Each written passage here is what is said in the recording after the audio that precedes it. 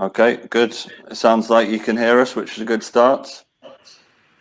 Okay, so thanks everyone for joining. I think we've had over 400 people register, which is brilliant. So people dialing in from all over the US, all over the world, the US, Middle East, which is great. If you have a look at the bottom of your screen, there is some polls. It would be great if you could vote in those. We're going to discuss the results of those at the end of this webinar. Also, if you've got a question, could you please put that in the ask a question section, because there's a lot of comments coming through on the right, so it's a lot easier if we take your questions on the ask a question section. So yeah, thanks again everyone for joining. If you don't know me, my name's Nick Blair. I'm the co-founder of Dubai Active and Dubai Muscle Show. We've also got an industry event that we're running this year, Dubai Active Industry, but of course, with the current situation, we are kind of going digital at the moment and trying to encourage and grow this market as much as we can. So yeah, I hope all of you are well, and I'm going to introduce our first speaker now, which is going to be Loren. So Loren, how are you doing? Hi, yeah, very well, Nick. Thank you. Thanks for arranging this today. No problem. Could you just give us, for people that don't know, just a brief introduction about GymNation, what you do? Yeah, sure thing. So yeah, I'm Loren. I'm the co-founder of GymNation, which is Dubai's first sort of budget and affordable health and fitness facility and clubs. So we entered the market 2.5 years ago now, and I guess we primarily entered the market here because it's been proven that Dubai is actually the second most expensive market in the world for a gym membership. So we opened our first club on Sheikh Zayed Road back in June 2018. And given that sort of dynamic of health and fitness being very expensive in this market, it sort of came as no surprise that our first club performed very well. We grew to 10,000 members in just 11 months. Wow. And since then, we've rolled out a few more clubs. So we're currently on 3 open clubs with a 4th in Abu Dhabi in pre-sale, but an ambition to grow to 10 clubs and be the #1 operator in the market by the end of the year. So for us, this was very much meant to be our sort of breakthrough year. But yeah, I guess some of the events around COVID-19 have sort of certainly been a bump in the road. But I guess we still plan to achieve that ultimate goal of being #1 in this market by December, or certainly the 1st of January 2021. That's great. A few people are asking if you could speak up a bit. I think your volume's maybe a bit low. So yeah, I mean, you mentioned the COVID-19 situation. How are you guys managing that? What have you got? I know we spoke briefly, and you've been using the time to do some stuff in the gym. Is that right? Yeah, no, yeah, absolutely. So I guess us as an operator, being a budget operator, we were already operating off quite a low overhead base anyway, trying to make as many savings as possible so that we can pass those through to the customers in the form of as low as possible membership. So for us, there were costs to be cut, and we could have discussions with some of our key suppliers. So immediately when the gym closed, even in advance of the gym closing, we were having those discussions to try and manage the cash flows. So that's been probably for the first week, that was quite an expensive experience. But since then, we've actually launched a whole new concept within the gym. So probably a week to 2 weeks before the lockdown and the closure of all gyms in the UAE, we started the construction of a new in-house boutique facility called Blitz. So this lockdown period's allowed us basically to finish all that noisy and dirty work within the gym, so that hopefully when we reopen soon, we're reopening with a whole new concept and a whole new training dimension to the product. Awesome. Sounds good. Yeah, I'm looking forward to trying that out. So in terms of managing staff and that kind of thing, have you had to put staff on unpaid leave? What's your stance on that? Yes, I guess that's probably the most difficult thing to manage in all of this. So we took the decision very early on to try and actually continue selling through this period. and I guess we've actually very successfully managed to do that. So since the 1st of March, which was when the whole COVID-19 situation started to escalate here, and we actually got closed on the 15th, but in those prior 2 weeks, things were escalating. The volumes of people coming to the gym was dropping. So since then, we've actually managed to sell 1,200 memberships. So that's allowed us to actually retain all of our staff. Now, they're all working from home, they're all working remotely, but we'd already set the business up so that they could remote work. All of our systems are hosted in the cloud. You can access anywhere in the world off Wi-Fi. So we've not actually experienced any drop in productivity. And then through some new marketing strategies and offering special offers, we've actually managed to sell, which has brought in quite critical cash flows in order to retain all of our staff. Great. Yeah, I think you mentioned the partnership with Les Mills, and you're doing some virtual stuff with those guys. Yeah, that's been another dimension to our strategy during this period. So we were already in discussions with Les Mills about getting our members access to their Les Mills On Demand platform, which for anyone who hasn't heard or hasn't used that platform, it allows you to do all the Les Mills classes from your home or from a hotel room, wherever you are. You can just stream over a smart TV or a tablet. So we were already in advanced discussions with Les Mills, and we took the decision that would be our way of engaging with members during this period.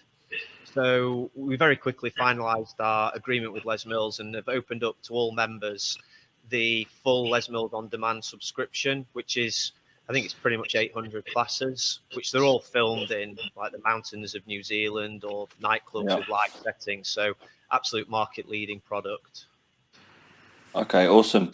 And then in terms of, your advice for other gym operators and gym owners kind of managing this period, I mean, it definitely sounds like you're a bit of a anomaly in terms of still being able to sell memberships. Is there kind of advice you can give to other gyms that might be on the webinar during this period? Yeah, I think the advice would be sort of multi-layered. I think first and foremost, it's managing cash flows and doing a lot of sensitivity and scenario analysis. It's almost planning for the various what-if scenarios, which typically will relate to the opening dates. So first and foremost, probably, try and minimize costs, minimize any cash outflows, and then have all that sensitivity analysis prepared so that you know how much funding runway you actually have. If we're open next week, great. But what happens if we're open or closed for another month, 2 months? And then I guess the next important aspect is to continue with that engagement with your members. That will ultimately lead to retention when you reopen. So as much engagement as possible. We took the decision, as I mentioned, to partner with Les Mills. We've pushed out their offering, which that's 3 years in the making, and it's had over $10 million of investment. So we decided, look, these guys are experts in that. We're not going to try and create a virtual offering of our own in the space of a few days. So we've gone all in with those guys. But other gyms have they may have gone down their own path through streaming live classes online. Some are doing an exceptional job. The quality can vary, but whatever the engagement looks like, I think it is important just to keep active with your members. Yeah, for sure. Awesome. And then obviously you've got quite a few PTs within the gym. I know there's quite a few personal trainers that are on this webinar. Is there anything you can kind of advise those guys? How can they, what can they be doing? And I guess in terms of your expansion plans, are you kind of looking to take on more PTs when those are fully functional and up and running? Yeah, absolutely. I think the PT ones, it's quite a difficult one. Some PTs are already geared up for virtual training or online training. And for them, they're probably really using this period to grow their business. I think for PTs who typically were just based in a bricks and mortar facility, trying to engage and keep engaged with your clients is very difficult. Yeah, I think what we've seen and what I'm hearing from the PTs who work with GymNation is that there has been a big drop off, but for those that they've retained, they've actually seen the volumes of classes that they're doing and PT sessions increase. So typically the average would have been 1.5 to 2 sessions a week. That's actually gone up to 3, north of 3 sessions a week. And then I think the other feature that we're seeing in this market now is sort of PT or activities for kids as well. So if you can layer on an activity for parents, for families together, or just for children, I think that's quite an important market at the moment. In the scenario when we're back into gyms and gyms are reopen, do you see that changing how consumers behave? I mean, there's a lot of people that have now got home gym equipment and training at home. Do you think that's going to become more of a thing within people's homes, and they'll train, split out their training between home and a gym? Yeah, I mean, I've been reading online that some people think there'll be a huge shift in the market towards virtual and home training. I probably don't expect that to be the case, to be honest. I think inevitably the increase in home training and doing virtual classes, virtual PT, those penetration levels will increase. But I think it will just be complementary to bricks and mortar facilities. I think we will get back to the norm as it was before. But yeah, for certain operators, those that can see a way of engaging with their members, so they can offer a home training, a virtual training proposition, which is complementary to their bricks and mortar facility, I think that will do very well. I think you mentioned to me as well that a lot of your new members are actually people that have never been a part of a gym before. So do you think this kind of pandemic is alerting people that might not be healthy and fit already to get into a gym and take their health as more of a priority?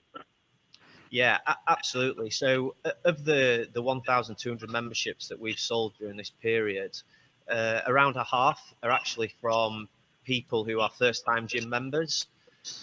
Some of those people were in our database before, but they never actually bought a membership. Whereas now, even though the gym's closed, they've actually gone and made that step, that commitment into joining the gym. So I think it is that factor of in prior to COVID-19, it was a case of you could probably take the option of exercising a bit for granted, whereas people now have probably woken up to the fact I shouldn't take this for granted. It's actually a privilege to be healthy and to be fit and active. So they're willing to make that commitment now. So I guess in the medium to long term, I guess the hope for the industry as a whole is that health and fitness penetration levels will increase. I think here in the UAE, it's essential because we're only at 6% penetration levels.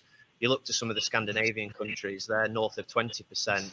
So we've got a lot of catching up to do. But I think globally, everyone can probably expect to see a good few percentage increases in the medium to long term. That's good. Yeah, that's great to hear. And I think we'll kind of wrap up there on the initial chat, and I'm going to move over to Greg. But yeah, some really, really positive stuff there. And it's, good to hear what you guys are doing. So I'm going to bring Greg in now. And I'm going to... Hey, everybody. How's everything, Greg? How are you doing? Yeah, good, thanks. Good, Nick. Really going well. Good. So for those who haven't heard what MEFITPRO do, and obviously you've got your new website in Qooah, I hope I'm saying that right. Can you give us a bit of a overview of what your business does? Yeah, hi guys. A bit of an overview. Obviously, I know a few of you looking at some of the names online there, and obviously a few new people. So MEFITPRO typically has been in the past, it's just on around about 18 years old now as a company. We've been in the business. It's typically been a B2B business where we've had sort of 5 divisions in the company, from distribution of fitness equipment through to distribution of nutrition brands. And then we have an education division. We have obviously our MEFIT Summit that we do every year. We have a recruitment division that we just started up 3 years ago. And more importantly, 1 year ago, we launched our online website, which is our move to go B2C, which is called Qooah. In Arabic, that stands for strength. So that was a name that we all agreed on when we launched it a year ago.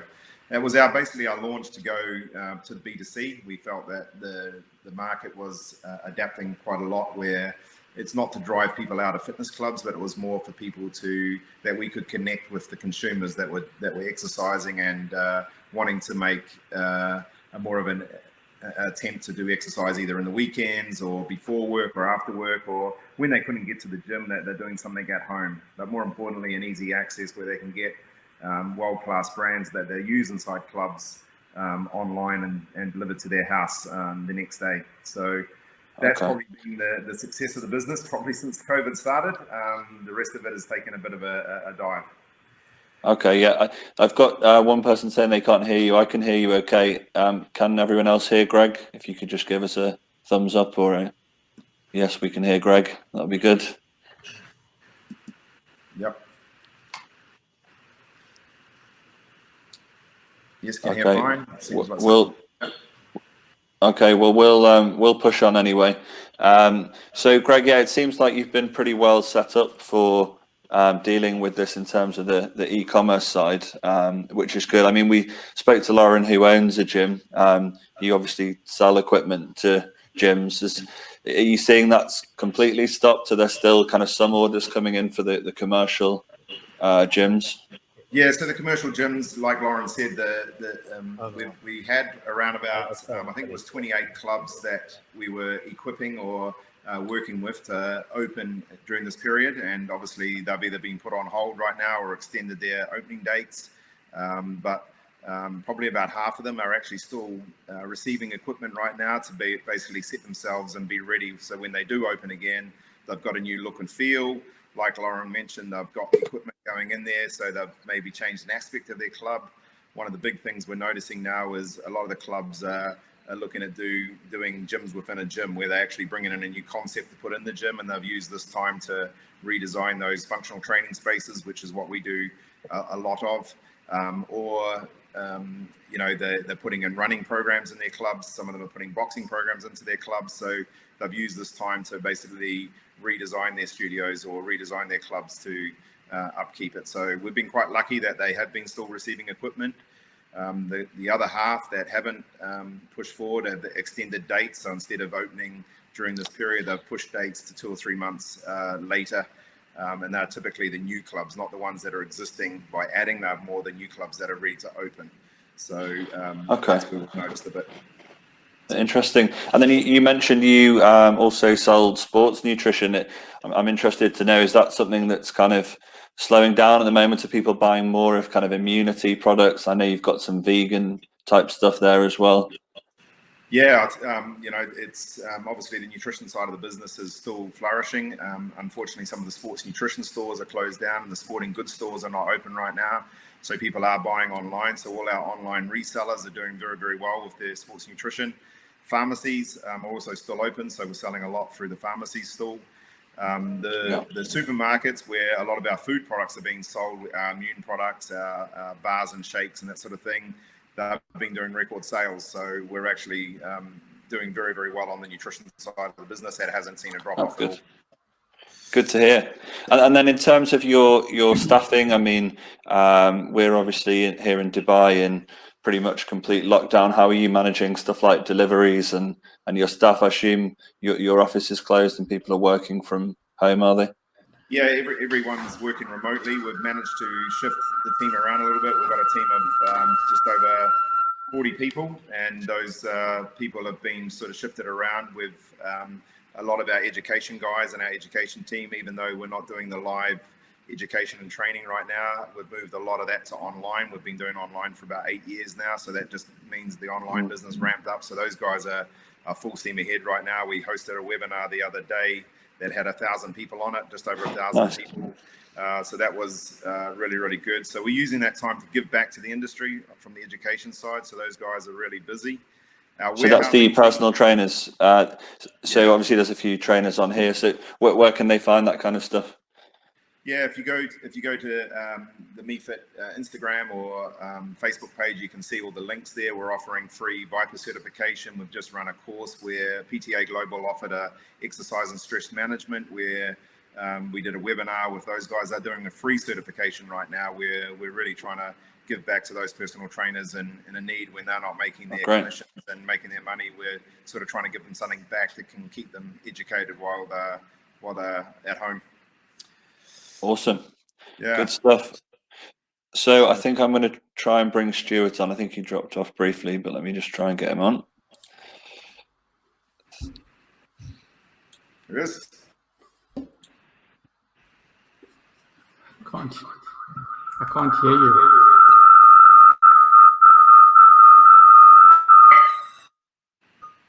Maybe your mic, Stewart.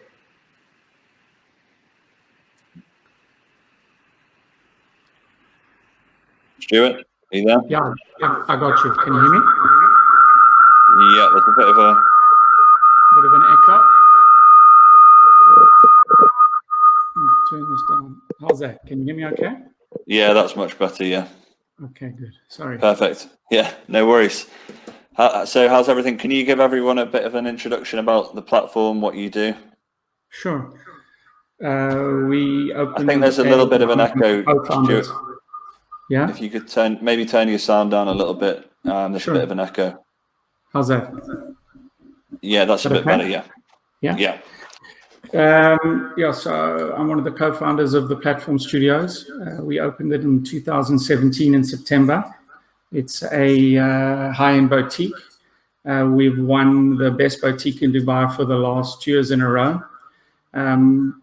We operate in a slightly higher price bracket to most of the locations in Dubai. So we've obviously also been faced with a number of challenges being closed on the 15th, which is just coming up to a month. It's quite amazing what Loren has done in such a short time, keeping it going, which was quite impressive to hear.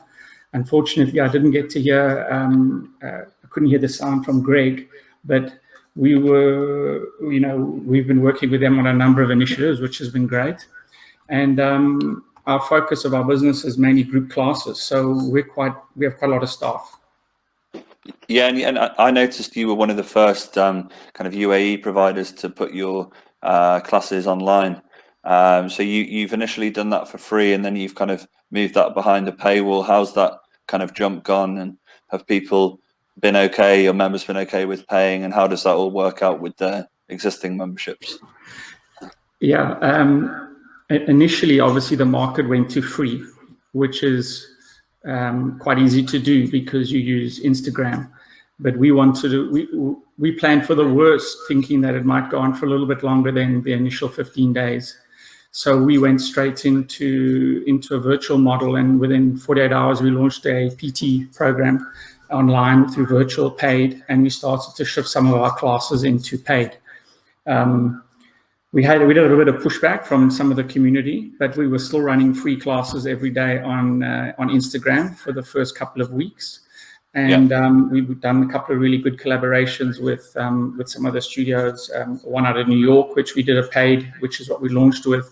And now we're doing some more with other studios this week in Dubai, some free and some paid. You can't go free forever. Yeah, and then you're also kind of renting out equipment, is that right? So people can rent out the bikes from the studios. How's that been going?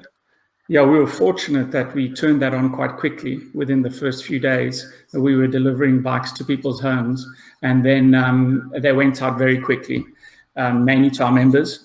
The focus was trying to stay obviously engaged with our community, trying to stay within their lives and stay them connected to our business. And then when we open, we'll obviously look at taking them all back.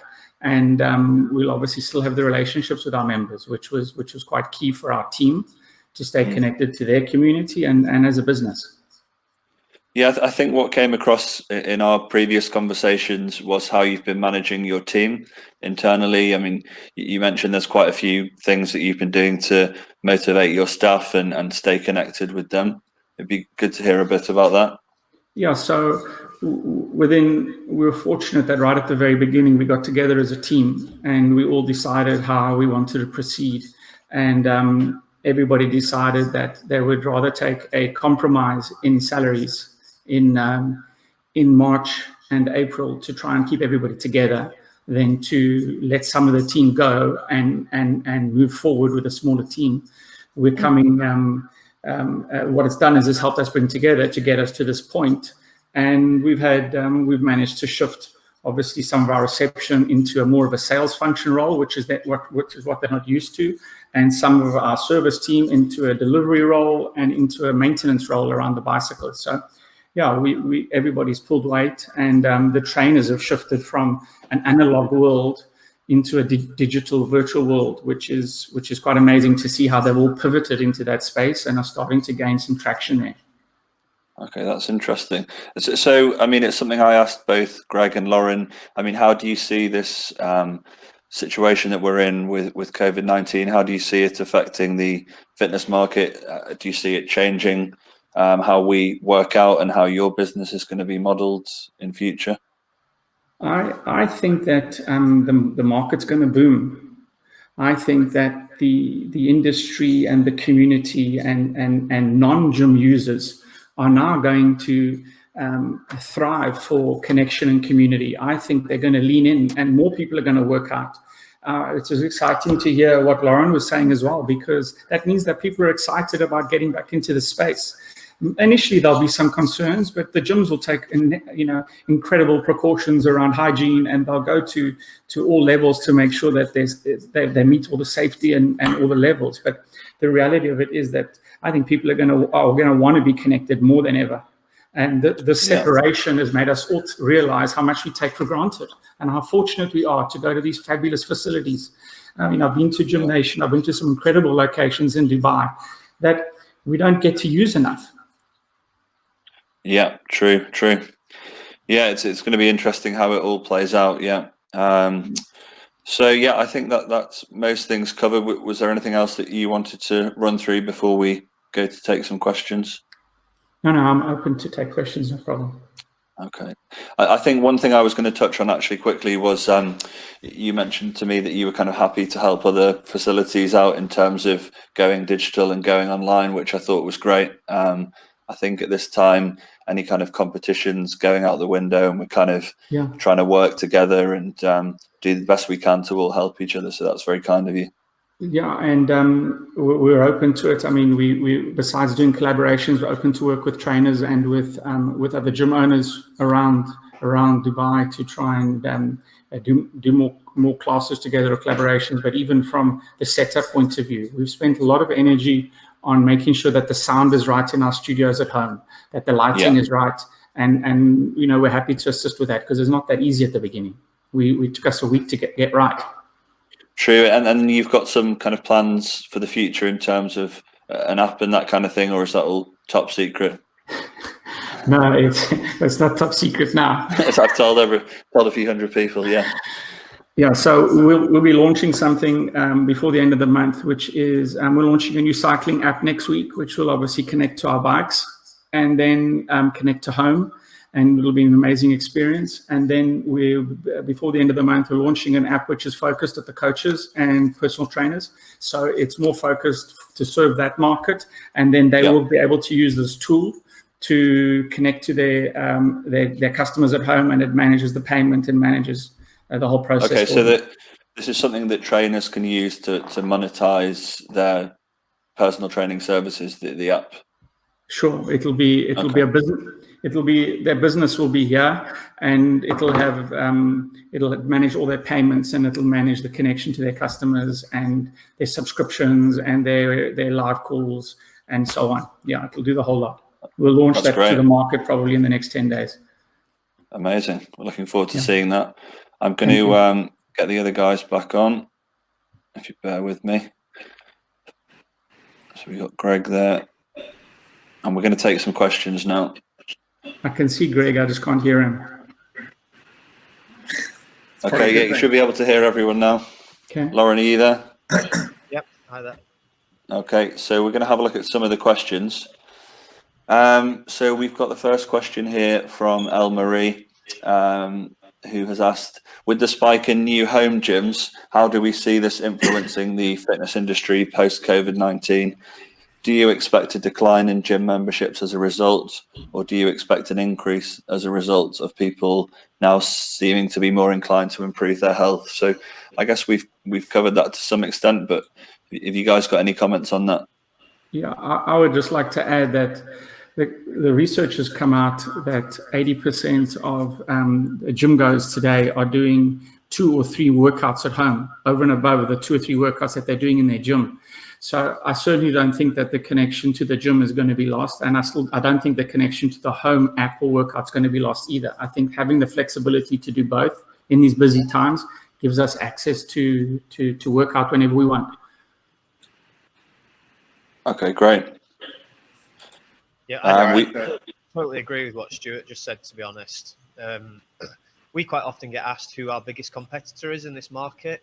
And I'd say it isn't another operator. It's actually just laziness, people not engaging with health and fitness. So if people can stay active at home, that will inevitably lead them into a fitness facility where they can do group classes or have an extra dimension to their training. So the more people are exercising at home, I think the more it will benefit the industry as a whole. Yeah, you bring a lot of new people into the industry. Yeah, I have to agree. Likewise, I have to agree with both the guys. I don't think you're going to get the motivation, the entertainment factor that you get when you go to clubs. The people are very social. A lot of the people that do go to gyms are very social, and exercising at home is probably not going to have those same benefits that they would get when they actually do go to the gym. But I think like what Stewart said, people that have spent money on buying home gyms and nice kit and that sort of thing at home might use it once or twice, which most people do, but I don't feel it's going to stop them from going and doing their favorite class or working out with their personal trainer or just going to the gym to get the atmosphere that they wouldn't get in their garage or in their home.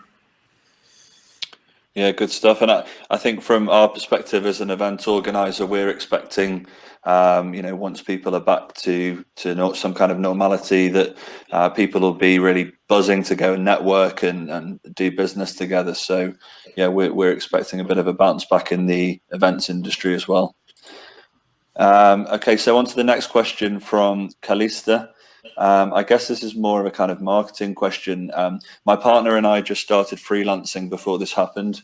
We're trying to get clients online at the moment. What do you think is the best way of getting clients during this time? Do you have any advice? Getting clients? Well, I think obviously I think one good point with getting clients, and I'm not sure where they've actually started from, but if they were teaching or I think Loren, do you want to answer that?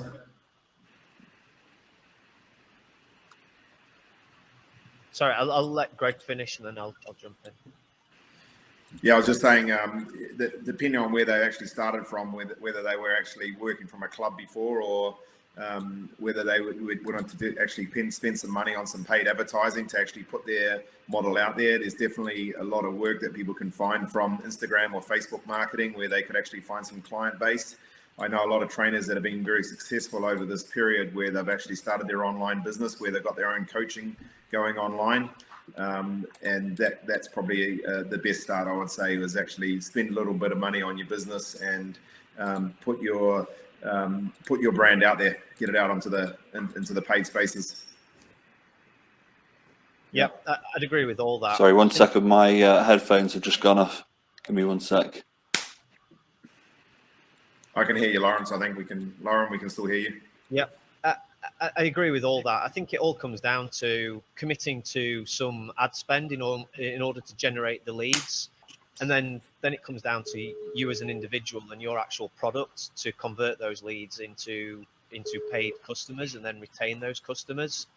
So having an ability to get some ads up on social media, promote yourself through social media, generate those leads, and then be very confident that you've got a product and an offering which, if you're offering a free taster session, that you'll actually be able to convert those taster sessions into a meaningful number of paid clients that offers you a business and a sustainable business going forward.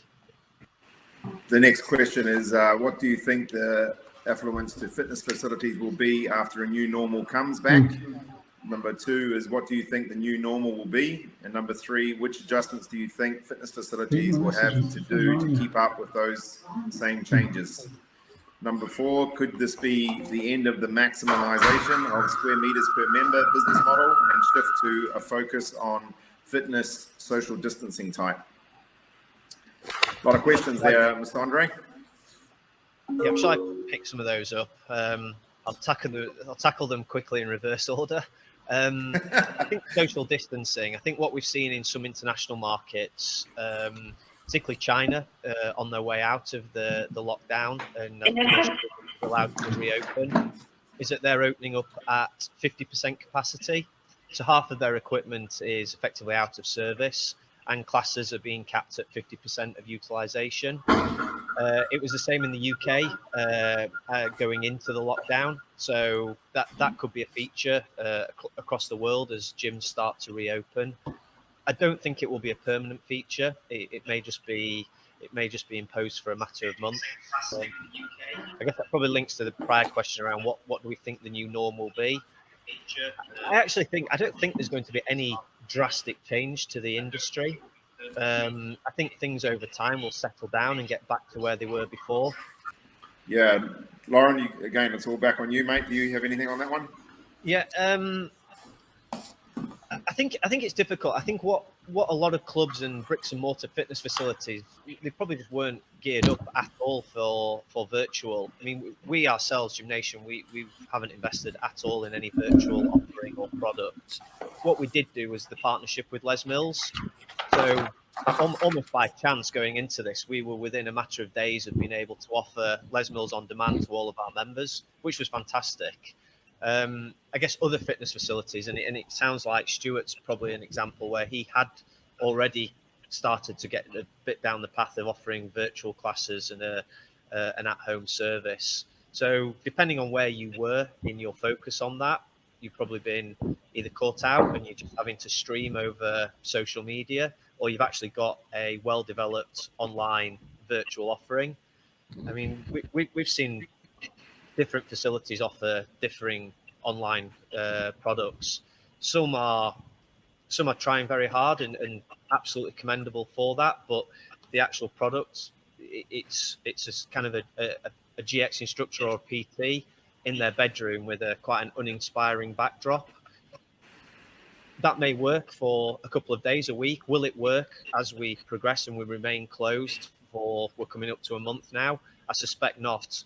Whereas if people were already prepared, potentially invested already in some kind of online delivery and products, then they will thrive in this industry. And it sounds like Stewart's one who was already geared up for what's happened. So there was a question which was kind of alluding to predictions in the Middle East and when we're going to get back to some form of normality from Ray Algar. When are you guys predicting that we will kind of return to pre-COVID levels in terms of members and revenue?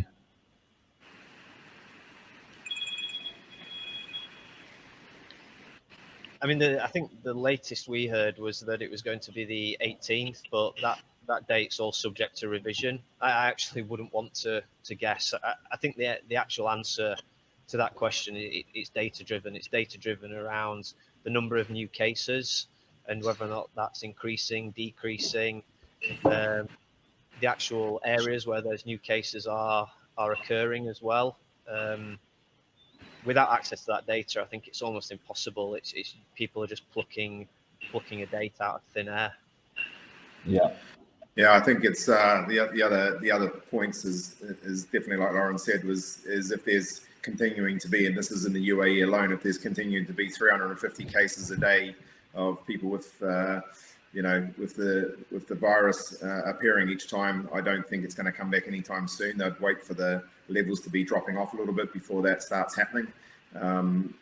Again, there's no indication, but at the end of this week, we should hear another news whether we're out of 24-hour lockdown. But if those cases continue to grow, I probably don't think that's going to change too much, whether we're allowed to do that. And then how quickly the fitness industry is allowed back. I think there'll be some health and safety measures need to be put in place about maybe the distancing and maybe the health and safety of members when they're coming into the gyms, with the cleanliness of the equipment or wiping down the equipment. There may be some new measures being put in place that gyms may have to adhere to from that side of things. But again, we don't hear it. Typically, we're only hearing 1 or 2 days before something is actually going to happen. And sometimes we only hear on the day that we're actually allowed to go back to business. There's nothing to tell us anytime sooner with what's happening. But how long it will take to get back to the high times before the COVID started, it may take 2 or 3 months. We're also coming into Ramadan. We're also coming into the summer months over here as well. So that typically is when people go away. I don't think a lot of people would be able to afford to go away this summer, so that may be a time that gyms can bounce back if clubs are able to reopen again, that people do get back to working out and training, typically on a summer when people are normally going away on holiday. I think a lot of people that I know anyway have used up all their paid holidays, taking breaks right now, so they won't be able to take the 4 weeks or the 8 weeks off a summer holiday like they have in the past. Okay, so I think we just got Stewart back on now as well. Let me enable his microphone. So do you guys think there's going to be kind of new regulations and we'll see a gradual opening of centres? Is that what you predict, or would you rather have a all or nothing, let's open the gyms like they were? I think it's better the sooner we can open, and if it is with a staged opening where perhaps there is a 50% utilisation or occupancy of classes, I would vote for that, to be honest, rather than hold off, keep gyms closed for longer so that they can open up at 100%. I think it's better to do it staged. That seems to be the trend in international markets. Okay. I have to agree with that. We've got another question here from Gavin around what will be the impact on staff retention when gyms reopen, after many of them have been put on unpaid leave and forced to run their own online PT businesses to make ends meet. So, yeah, do you think there's going to be an impact on staff retention? Sorry, my battery's about to die, so I'm just going back to get some power. I think we've not actually put any of our staff on unpaid leave. All of our staff have kept working. Given we've managed to sell through this period and we've sold 1,200 memberships, we're thankfully not going to have to make that call. I think for other gyms who perhaps have put people on unpaid leave, I think inevitably some people will move on. They may have found new employment. They may have gone back to their home country. In which case they'll have to recruit and they'll have to train up again, which will hit on their business.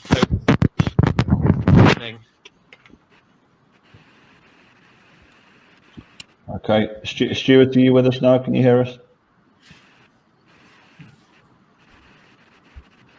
No, it doesn't look like it.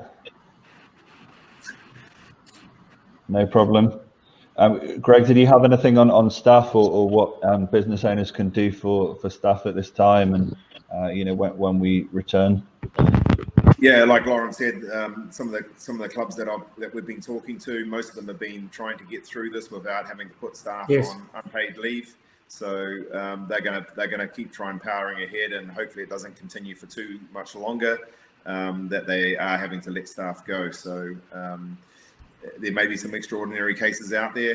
I already know of 4 clubs that are not reopening, that are looking at selling equipment right now and are closing down. So there is some out there that cannot survive this.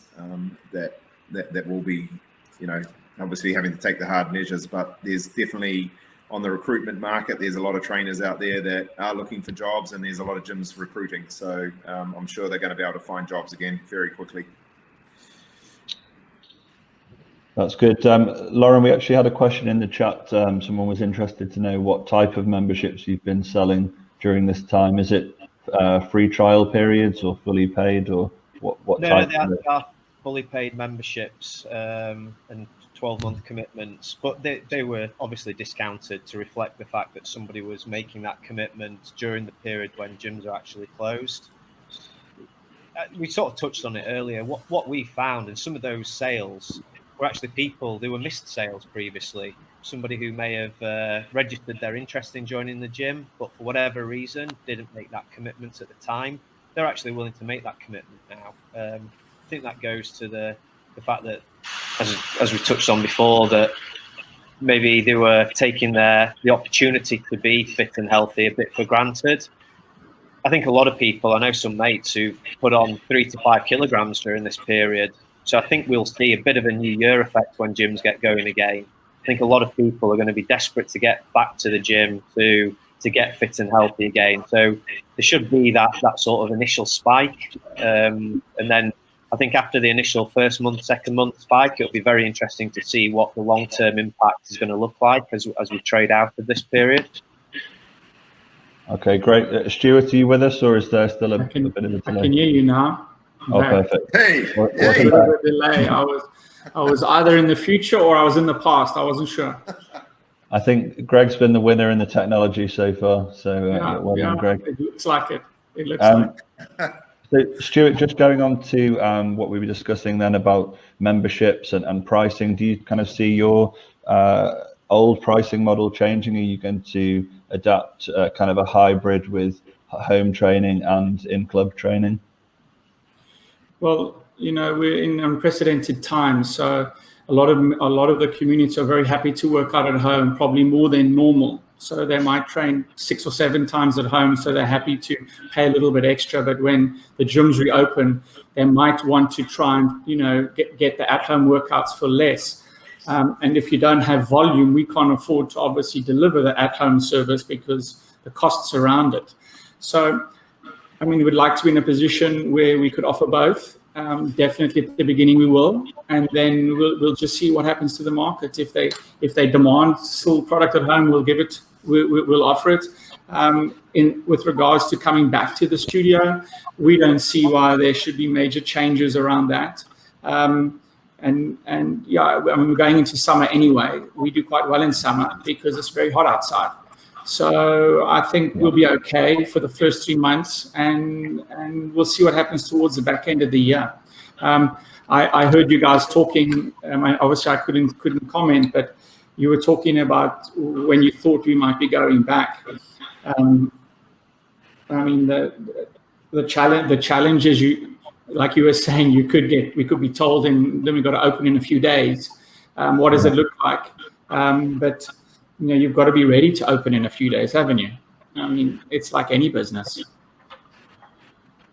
Stuart, we've also got a question here from Christina that says, have you seen any statistics about exercisers' preferences when it comes to online coaching versus face-to-face?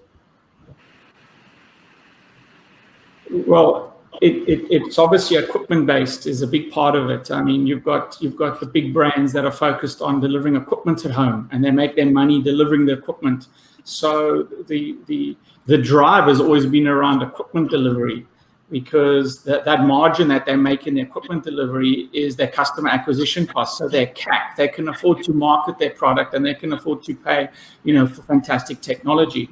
When you're not delivering product at home, a bicycle or a treadmill or a rower, it's quite difficult to generate revenue just from a subscription model. So, I mean, yoga's always been big, and I think it's still growing. I think that Psych is probably the only product that works really well without equipment. Everything else, you got to have something if it's not a bicycle or a treadmill. And at the moment, it's everything that's working because everybody's doing what they love. But going forward, I'm not sure what's going to win. I hope that helps answer the question. Great.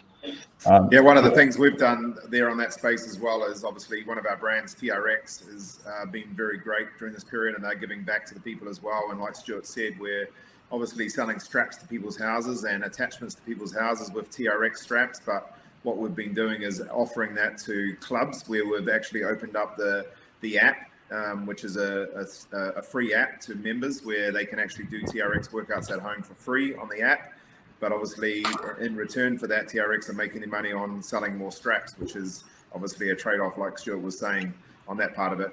How members have been getting involved in that, and how personal trainers have been getting involved. They've been running groups where they've actually been getting those groups of people together and charging a small fee for that, and actually doing small workouts using Zoom and having a paid subscription to join those Zoom sessions. So probably at a lesser cost than what they're getting in the clubs, but they're actually still making some money out of those small group training sessions virtually.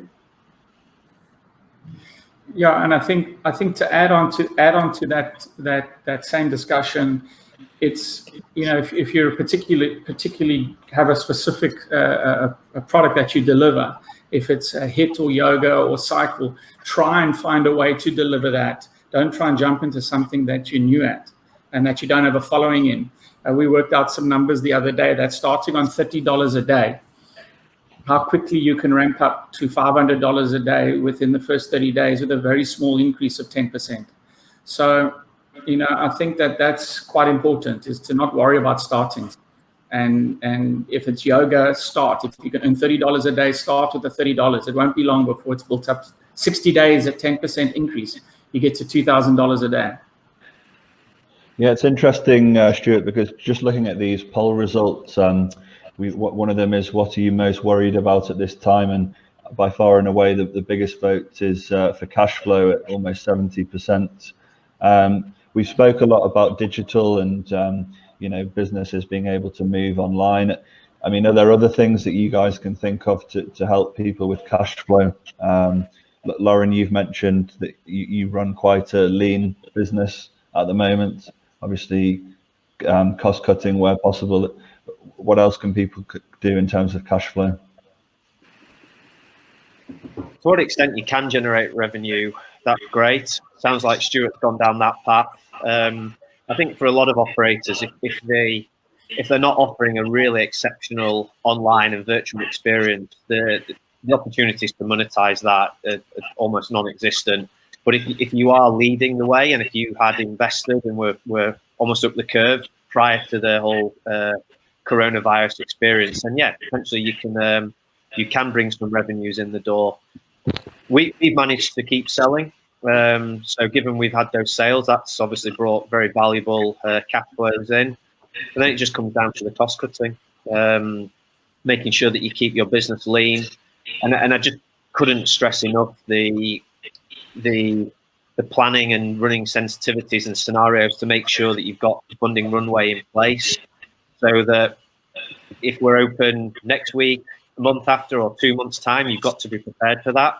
And if you don't have the funding runway, it's a matter of getting back out to either your investors or fresh investors, or raising some level of support, because we actually don't know when we'll be open. We touched on it before. It's all data driven. It's a changing landscape almost on a daily basis. So you have to be prepared and have run the what if scenarios and know exactly when that runway is going to expire for you, and then have your options, the levers there in order to survive. If worst case scenario, you end up getting to the end of that runway. I think as well, I think the other key thing is, you know, what clubs have got to think about now is how to retain members and have them coming back in the future.